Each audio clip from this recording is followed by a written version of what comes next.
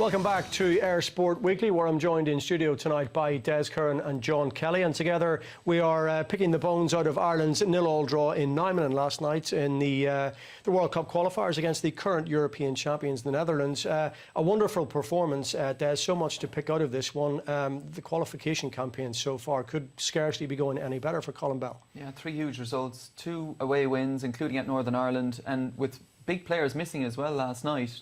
You see them go to the home, as you said, of the European champions, draw 0-0. Didn't ever look like a game you were going to win, but it was heroic by the end of it. Some outstanding defending, a little bit of luck with the penalty that wasn't given. But what's that, 3, 6, 7 points on the road from 9, all away from home, and yet to come back to Tala. As you said, it's looking fairly good, all right. Yeah, what did you make of it, John? You know, as Des says, you know, it's one of those where you get out with a point, it'll feel like a victory in many senses. Oh, a moral victory all the way. I thought it was a typically battling Irish performance, backs to the wall, up against it, as you said, away to the European champions. But to come away with a draw from that game, another clean sheet, as Des said, 7 points from the 9 away from home on the road to start the campaign. It could hardly have gone any better.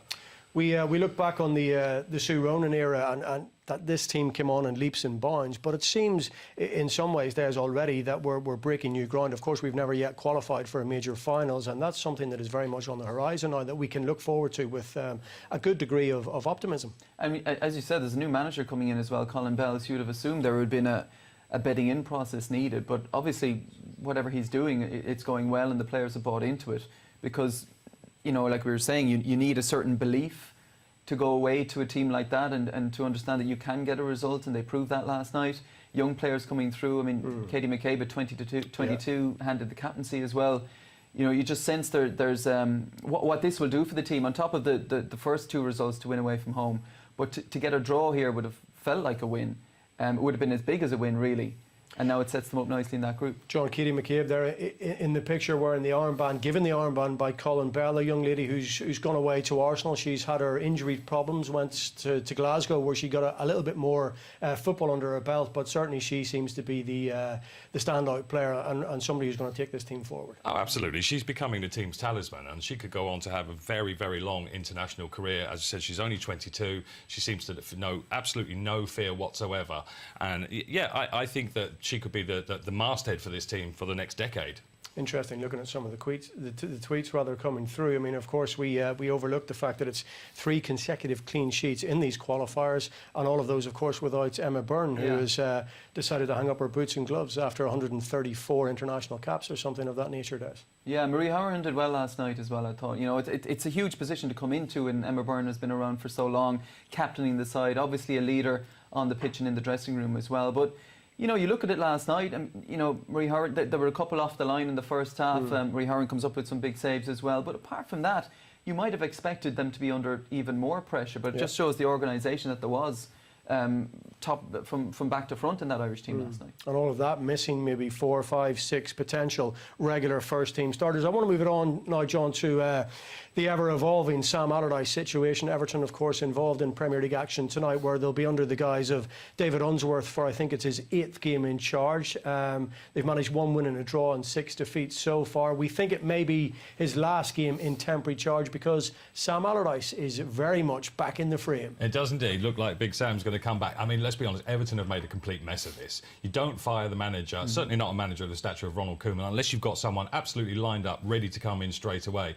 Now, the fact that they've had to go back to Sam Allardyce, having not given him it immediately, I mean, they've played into Sam's hands. He can now demand whatever he wants, both in terms of the wages that he's on, the money he's going to have to spend, the length of his contract. You can be sure he's going to bring all of his backroom crew with him as well. It's going to end up costing Everton a lot more than it should have done because of the way they've handled it. It's funny, isn't it, with players and with managers, you can become even better when you're not playing or when you're not managing because you can sense the desperation. Sam Allardyce has that wonderful knack of being available at the right time, and okay, the England thing was the England thing, but he's in a position now, as JK says. We were talking about this with Stephen Hunt doing the Europa League game against Atalanta. The longer Everton have left it, anyone who Everton then approach can pretty much ask for whatever they want in personal terms and come January in terms of a transfer budget. Yeah, he said, didn't he, that he didn't feel that they really wanted him. I'm sure when they've gone back to him, he probably said, well, if you want me to feel wanted, this is what I require. But the broader question, I suppose, John, is, you know,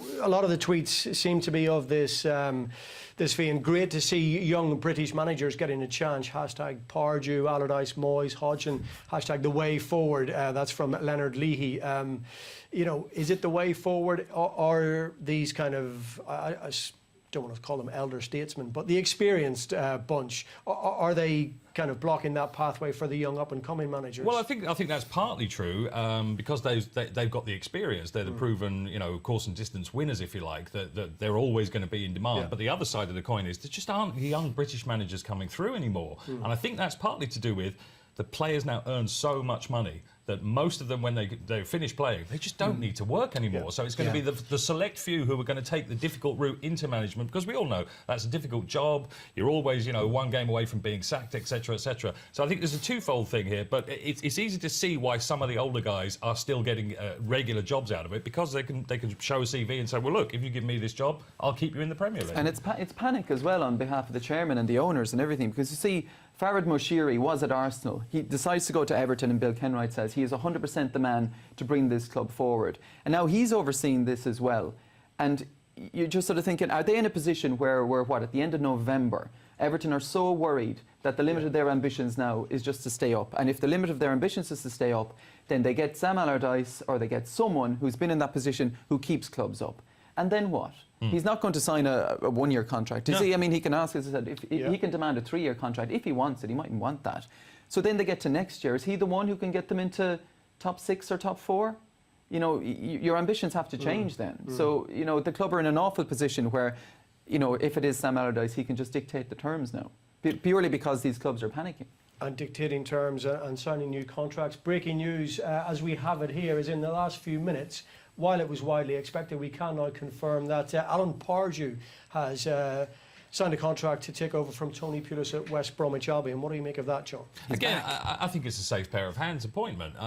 You know, I'm not sure that Alan Pardew is going to push West Brom too much further up the table than Tony Pulis managed to do. But in terms of stabilising a club, again, safe pair of hands. He knows the Premier League. He knows what's going to be required to put them back on an even keel, if you like. But beyond that, again, a bit like, you know, Sam going in possibly at Everton. Des's point, you know, it's fine for this season, keep you up, keep you stable, but where's the long-term planning on it? Well, as you can see, some of the Twitter messages that have been coming through, they'll be begging for Pulis back this time next year. I believe the Newcastle fans of the Hawthorns the other night were saying you're getting Pardew in the morning, Des. But this is it again, and look, what's been the best thing about West Brom in recent seasons? Defensively and set pieces, they were just a nightmare to play against. And Alan Pardew goes in, we went into Crystal Palace, back to Crystal Palace. It's all about, we're going to play attacking football, and we're just going to go and we're going to score goals. That's the way we're going to play. So is he going to change his way of playing now? Is he going to stick with how West Brom play? Is he going to try and get them to play a different way? You know, I don't think the fans will know what's coming down the line here. No, and I mean, you go back to the start of the season, Crystal Palace appointed Frank de Boer. He tried to completely change the way that team plays its football. He got, 4 games out of it before they fired him? So, you know, clubs in the modern era are not going to give a manager, not in the Premier League level, that much time to put a new system in place, unless it starts firing from the get-go. There's no time to build anymore. So clubs are looking for, again, the safe pair of hands. We know what Alan Pardew is going to do. It's not going to be too spectacular, but hopefully he'll stabilise the ship and we'll go on from there. And they talk in England about wanting to have young players coming through and teams playing a progressive way and nice football to watch. And De Boer gone after a handful of games. Ronald Koeman, who's shown anywhere he's been that they play good football, he doesn't get to Christmas. I mean, you know, what exactly do they want here? Yeah, lots to be discussed for another day, but we are at time. So my thanks indeed to John Kelly and to Des Curran. From everybody here on the Air Sports team, we're at time, so it's goodbye for now.